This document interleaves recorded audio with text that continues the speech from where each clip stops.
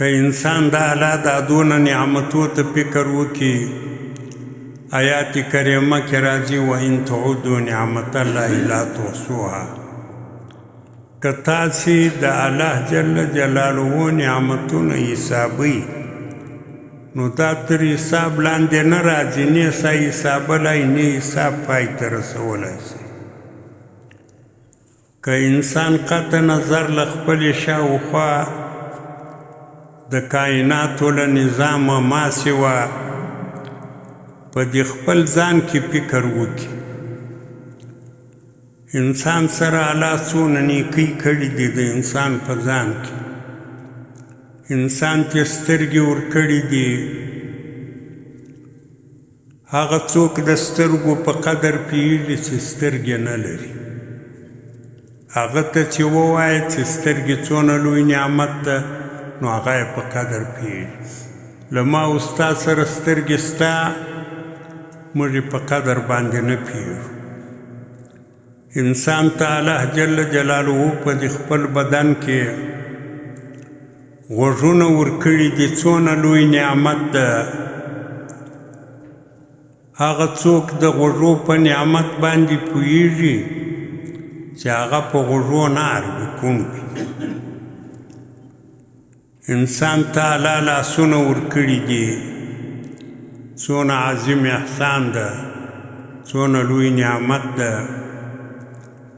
هغه څوک په ده باندې پوهېږي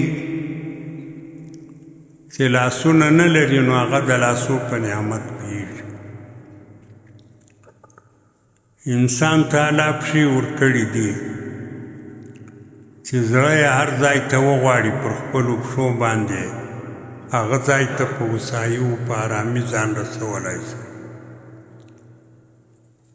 هغه څوک د پښو په نعمت باندې پوهېږي چې هغه پښې نه لري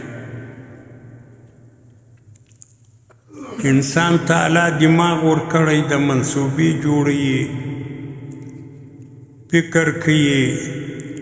د راتلونکي دپاره احوال سنجوي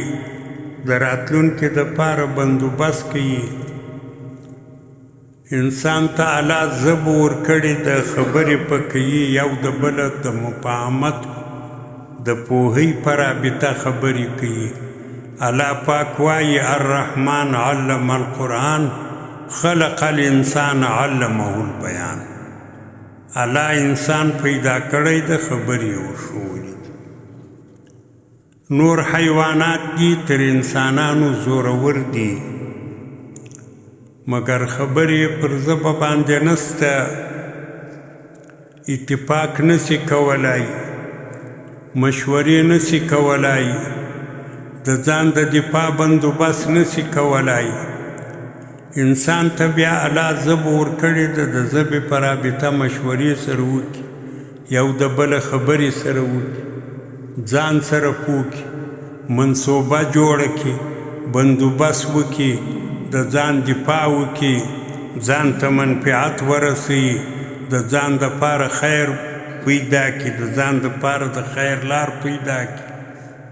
دا د انسان د ژبې رحمت ته چې الله پر کړی دی نو د انسان په رابطه باندې الله ډېر څه کړي دي څونه چې انسان د حال په ژبه ضرورت ورته لري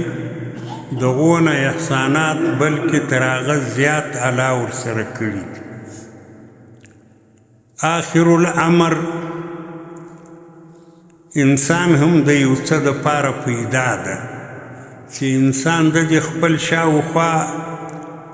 د ټولو ښېګړو د نعمتو د اسانیو د دغو فکر وکړي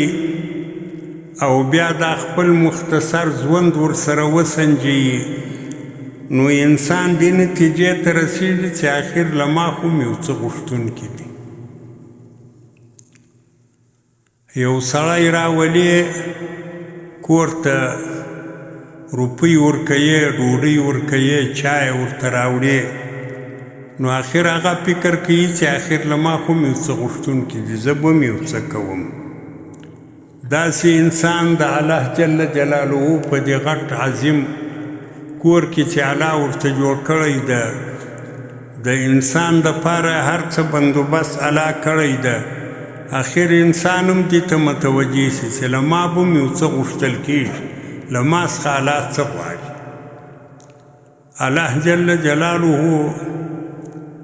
چې د دې ټولو نعمتو سربیره د دې ټولو احساناتو سربیره له انسان څخه څه غواړي هغه هم الله جل جلاله د قرآن کریم په یوه برخه کې راوړي دي وما خلقت الجن والانس الا لیعبدون وما خلقت الله وایي ما نه دي پیدا کړي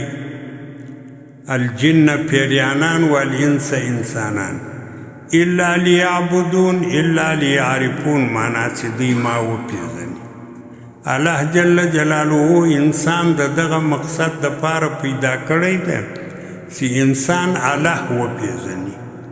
انسان خپل معبود حقیقي وپېژني انسان خپل محسن وپېژني چې احسانات یې کړي دي له انسان سره انسان فکر وکړي یارې د خپلو سترګو قدر و اندازه معلومه کړي یارې د خپلو سترګو عظیم نعمت ځان ته معلوم کړي او بیا دا فکر وکړي چې دا سترګې ما ته چا راکړي دي او بیا دا فکر هم وکړي چې هغه داسې څوک ده چې نن یې له ما اخره اخیستی بیا د خپلو غوږو فکر وکړي بیا د لاسو فکر وکړي بیا د پښو فکر وکړي بیا د انسان د غذا د بندوبست فکر وکړي چې څونه احسانات الله کړي دي چې انسان ته د غذا په بندوبست کې د دوا په بندوبست کې د جامې په بندوبست کې او بیا انسان دې ته وګوري چې دا زما د حال په ژبه چې څونه اړتیاوې دي هغه ما ته الله راپوره کړي دي نو بیا انسان دې ته متوجه شي چې دغه الله اوس پر ما حق لري که نه لري الله پر انسان باندې د دې خپلو احساناتو په بدله کې حق لري الله پر موږ باندې حقدار ده او الله د هغه حق غوښتونکی ده الله هغه حق له موږ څخه غواړي